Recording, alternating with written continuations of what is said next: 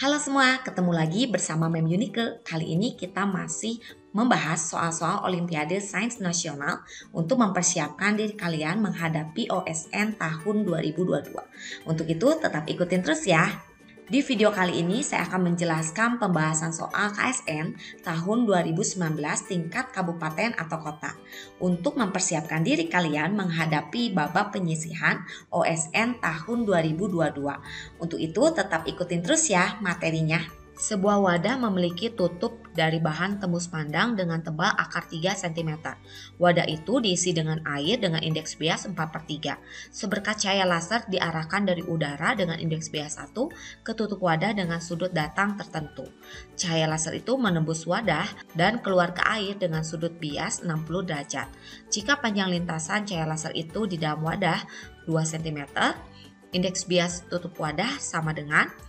Untuk menyelesaikan soal ini kalian perlu menggambarkan peristiwa yang terjadi. Yang pertama ada 3 medium yaitu udara, kaca, dan air. Kita gambarkan sesuai dengan apa yang diketahui. Tebal dari tutup wadah adalah akar 3 cm. Kemudian cahaya laser itu menembus wadah dengan panjang 2 cm seperti gambar ini. Kita akan menghitung indeks bias tutup wadah. Kita akan gunakan hukum Snellius yang pertama, N1 dikali sin theta 1 sama dengan N2 dikali sin theta 2. Jadi langkah pertama yang harus kita cari adalah nilai alfanya. Maka untuk menentukan besar alfa, kita perlu menentukan besar theta. Ya, dengan cara perbandingan sinus ya. Jadi kita gunakan sin theta adalah depan per miring. Akar 3 dibagi 2. Sin theta sama dengan 0,865 itu setara dengan sudut 60 derajat. Jadi, jika tetanya 60 derajat, maka alfanya adalah 30 derajat. Diperoleh dari 90 dikurangi 60, yaitu 30. Kemudian kita gunakan hukum Snellius, sin alfa 1 dikalikan indeks bias medium pertama sama dengan sin alfa kedua dikalikan indeks bias medium kedua.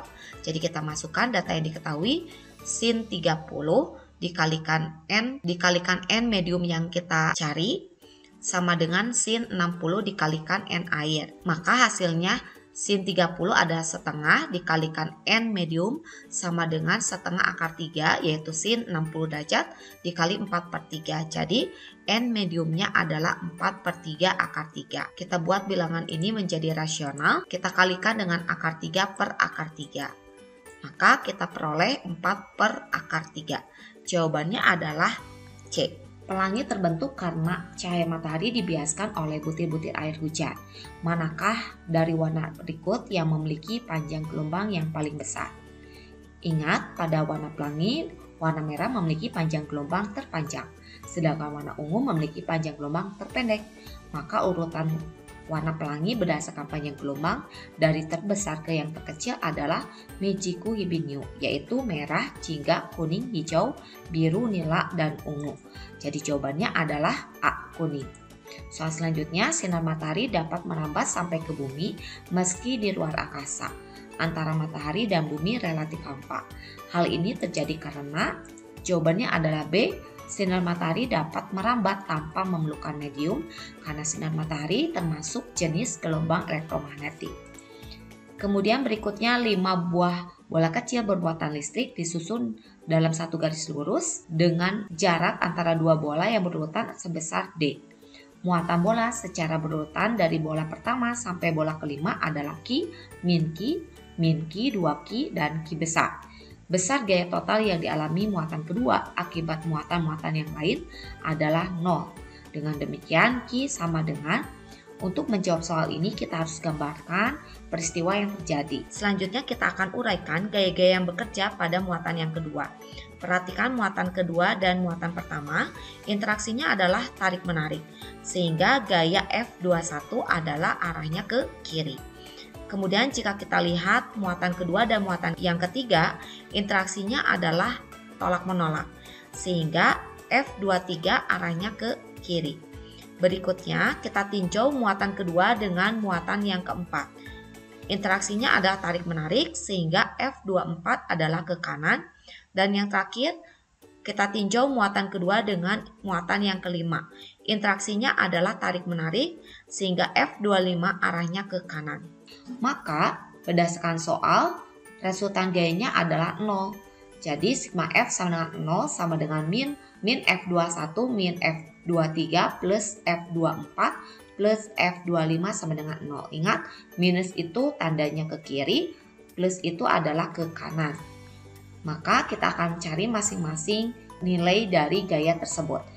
Ya, mulai dari F21. Ingat, rumus F itu adalah K muatan yang pertama dikalikan muatan yang kedua dibagi jaraknya. Jadi K Ki min Ki per D kuadrat. Ya, D kuadrat itu adalah jarak antara muatan ke-1 dan kedua. Kemudian F23 hasilnya adalah K min Ki dikali min Ki per D kuadrat.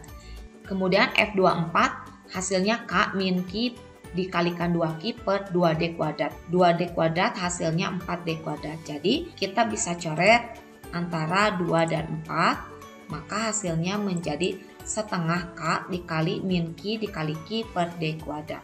Lalu kita hitung yang terakhir.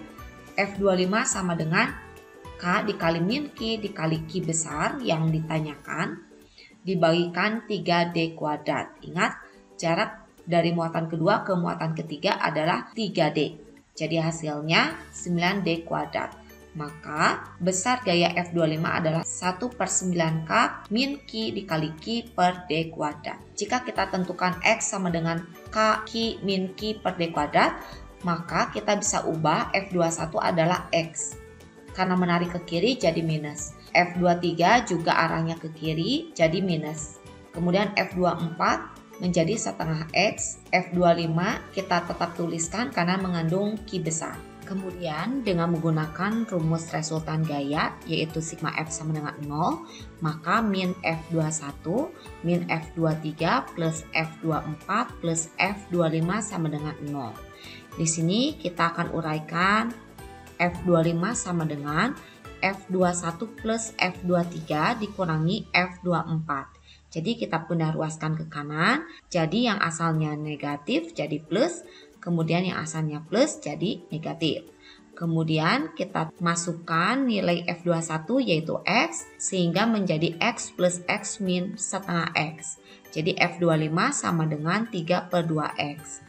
Maka kita masukkan kembali rumus F25 adalah 1/9K dikali min Ki dikali Ki per D kuadrat sama dengan 3/2K dikali Ki dikali min Ki per D kuadrat. Di sini kita bisa coret besar-besaran yang sama, yaitu D kuadrat, K, dan min Ki. Jadi hasilnya adalah Ki per 9 sama dengan 3Ki per 2. Atau Ki sama dengan 3 kali 9 per 2 Ki. Jadi jawabannya 13,5 Ki.